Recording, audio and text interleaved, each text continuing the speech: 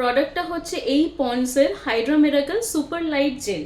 এই প্রোডাক্টটা আশা করি তোমরা অনেকেই হয়তো ইউজ করো বা অনেকে করো না, বাট যারা করো না তারা দেখতে পারো ইউজ করে। এটা একদম লাইট ওয়েট, নন স্টিকি, নন গ্রিজি।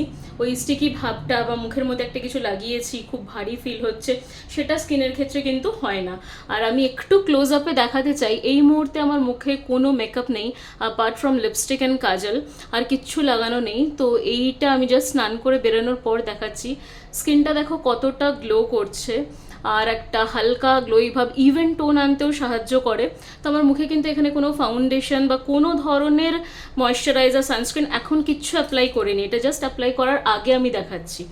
তো এই জিনিসটা আমি 15 ডেজ থেকে 25 ডেজ যেরকম বললাম, অলমোস্ট 1 মান্থই কনসিডার করতে পারো। আমি ইউজ করার পর তোমাদেরকে রিভিউটা দিচ্ছি। তো যারা ইউজ করো না তারা একবার ট্রাই করে দেখতে পারো। এটা রাত্রে শোয়ার সময়, কোথাও বেরোনোর আগেও লাগিয়ে তার উপর সানস্ক্রিন লাগাতে পারো। বেসিক্যালি আমি এটা রাত্রে শোয়ার সময় ইউজ করি।